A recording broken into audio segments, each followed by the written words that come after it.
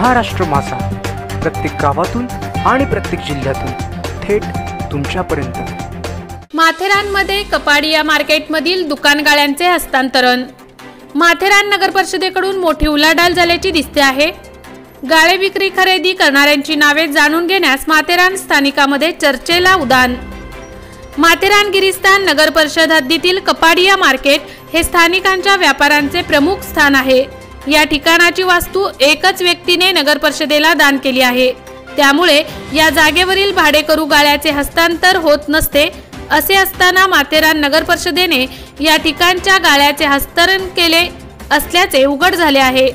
याबाबत माथेरान पालिकाकडून कर आकारणी करण्याचे पत्रकही जारी झाले असल्याचे माथेरानमध्ये खळबळ उडाली आहे।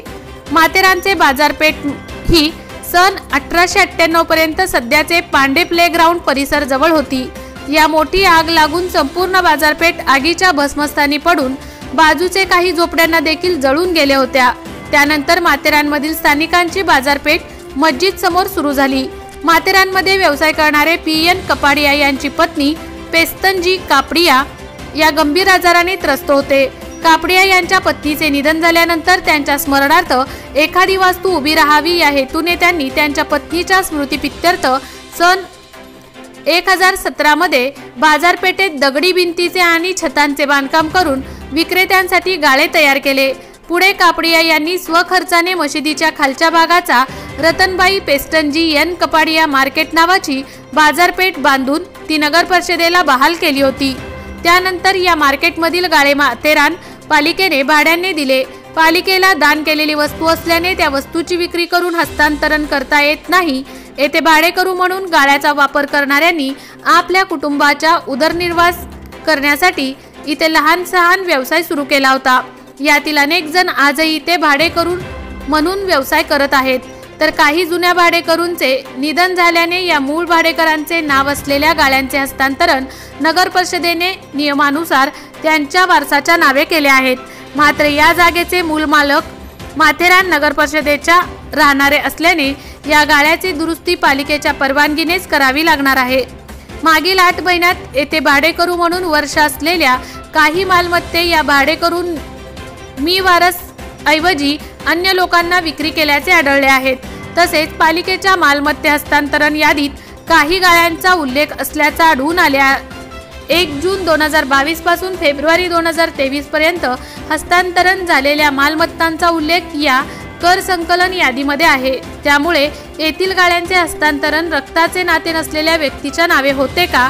येथे भाडेकरू असलेल्या गाळ्यांची विक्री होऊ शकते का?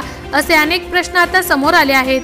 या मार्केटमध्ये कोणते गाळे अन्य व्यक्तीच्या नावे झाले आहेत याबाबत अधिकृत माहिती पालिकेकडून प्राप्त झाली नसल्याने हे गाळे कोणी विकले आणि कोणी खरेदी केले हे जाणून घेण्यासाठी माथेरानकरांमध्ये उत्सुकता निर्माण झाली आहे। महाराष्ट्र माझासाठी गणेश पवार, कर्जत।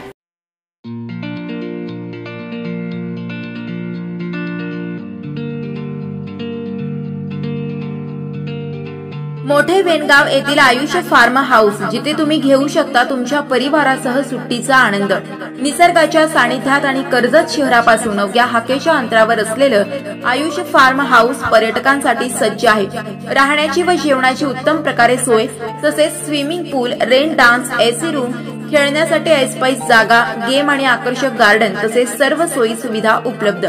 पत्ता मोठे वेणगाव, कर्जत, रायगड। बुकिंग साठी संपर्क भाई गायकार 88 88 38 11 11, अभिषेक गायकार 88 88 37 11 11, अवंतिका गायकार 77 20 04 56 78। तुमच्या परिवार आणि मित्रांसोबत सुट्टीचा आनंद घेण्यासाठी आत्ताच बुक करा आयुष्य फार्म।